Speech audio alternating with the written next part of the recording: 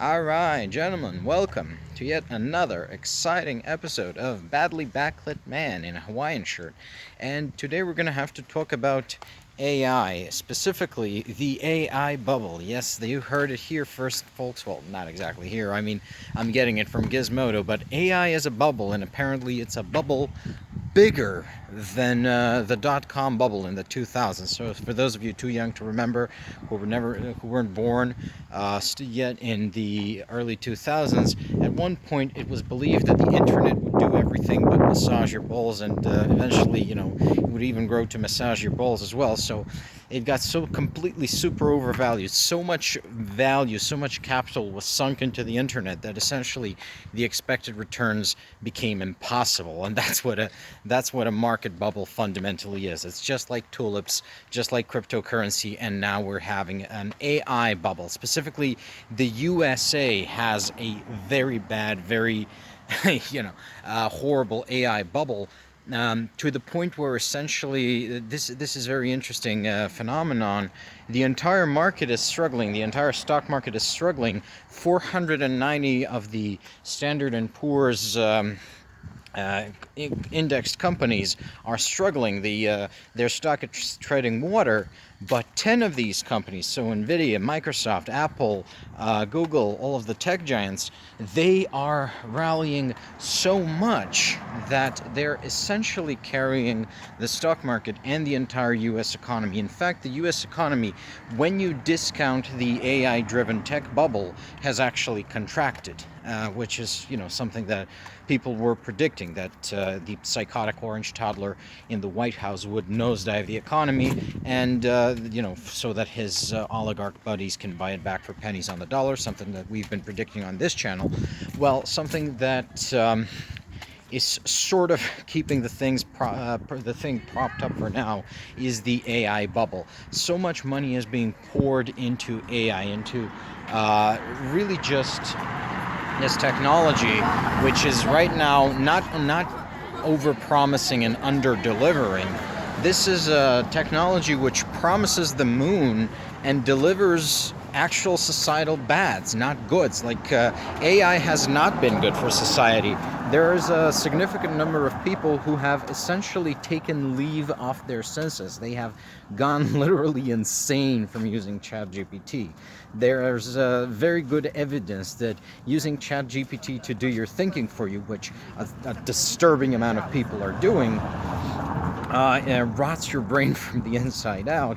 And of course, there's the fact that even when it's not dangerous, it's used to produce slop content on social media, like YouTube, Twitter. It's used to spread disinformation. So even when it's not just actively hurting people, it's still annoying. Nothing really good comes out of this. And yeah, ixnay on the whole, I use ChatGPT to organize my whatevers as a search engine. Yeah, we already have search engines.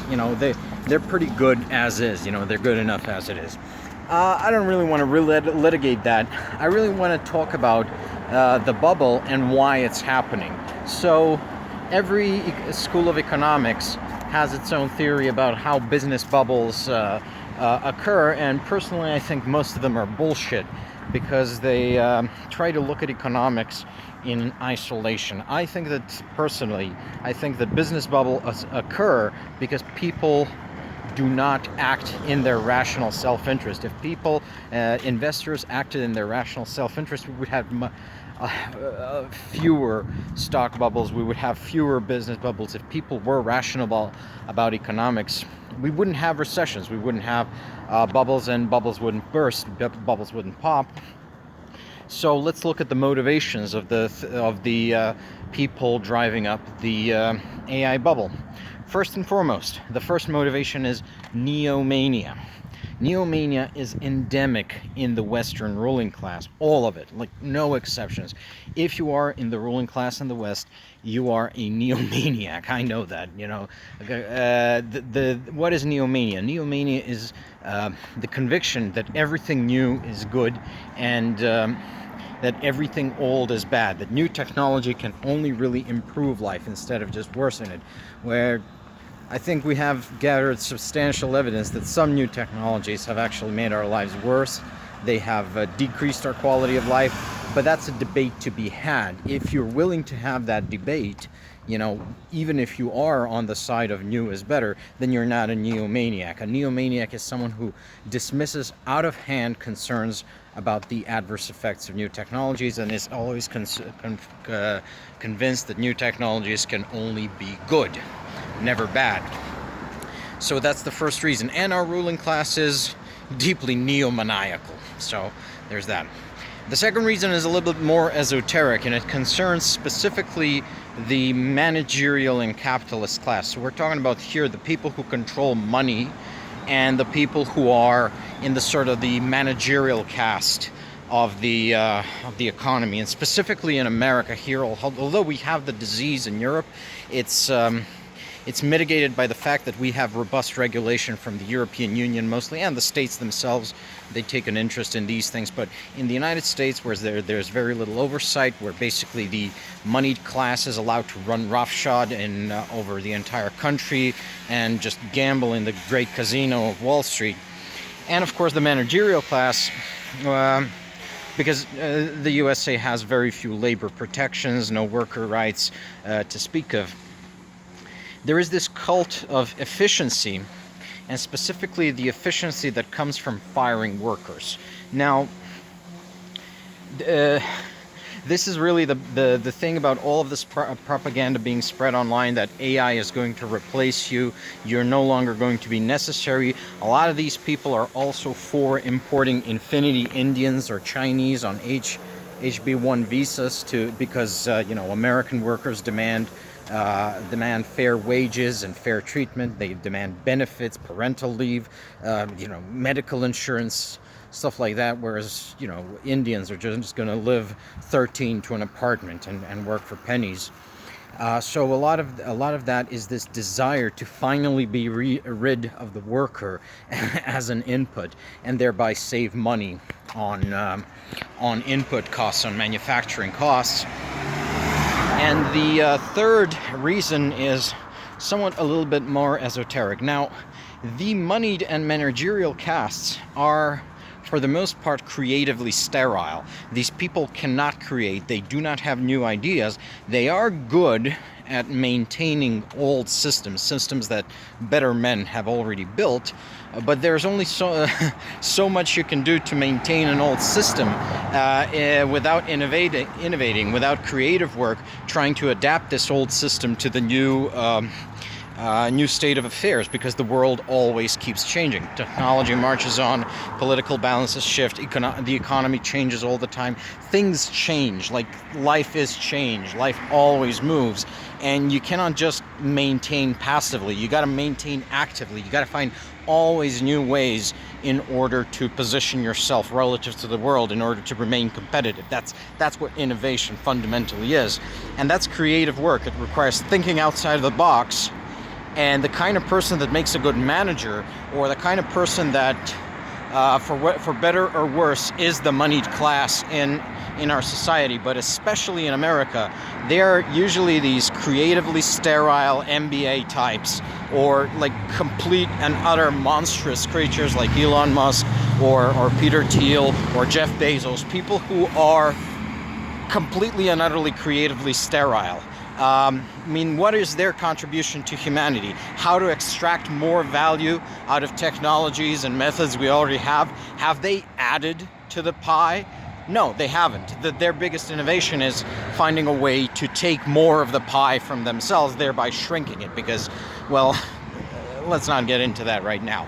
So there is a sort of institutional and very deeply set hatred towards creatives among this creatively sterile class, specifically because they cannot run society without us. They cannot function without us.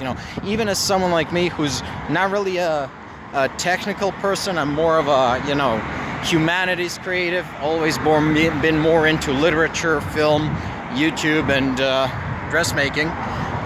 They need people like me.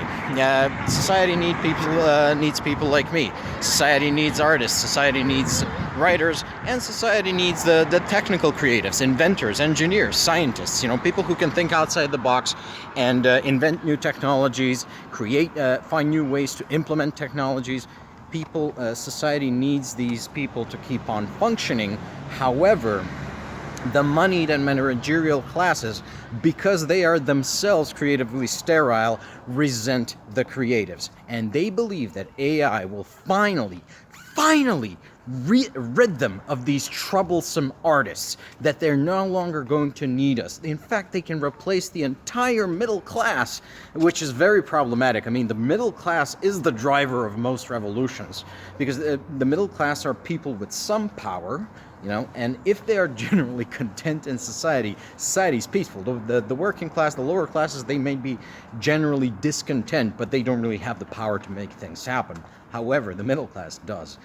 And a lot of these people, in their insane power fantasies, they also believe they can get rid of the middle class and thereby secure their hold on power. We know that the neo-reactionary group around Peter Thiel, Elon Musk, the Mencius Moldbach, Curtis Yarvin types, they are scared shitless of the American middle class and would like nothing better to essentially get rid of them. They also really fucking hate creative people specifically people who can name them for what they are, just describe the problem. Because if you can diagnose the problem, well, you can treat it. And they have a problem with people who can diagnose them for what they are: societal parasites and aspiring tyrants. So this is what really drives the AI bubble. Like, they think the moneyed and managerial classes, they are, first of all, neomaniacal, severely neomaniacal. They believe they can replace employees and thereby save costs and increase efficiency, which is insane, but this is what these people believe. And finally, they believe they can replace creatives and just the creative class of cultural bearing stratum of society, because they see it, or I should say us, as uniquely problematic and uniquely difficult to govern. In fact, yeah, you could say that the creative classes could govern, because we define the terms in which a society conducts conversation with itself, and they fear our power. So that's why the AI bubble is happening. Now, the good news is reality always gets a vote. So when this sort of bullshit, when it becomes clear that AI is not delivering on its promises, that it will not, in fact, massage your balls and fly you to the moon at the same time, well, then investors are going to start demanding return. And unless this cabal of true believers in AI can convince the U.S. government, the U.S. taxpayer, to subsidize them, then the whole thing is going to come crashing down. And even if they do, I mean, there's just a limit to how much money the U.S. government can throw at any particular bondugal. So, and when that bubble pops, because, like I said, it's a very narrow rally. Only 10 companies out of 500. It's probably going to take the entire U.S. economy down with it. So, what are we going to put there? Here lies the USA, destroyed by faith in robots. Thank you for your attention to this matter. Bye-bye, folks, and take care.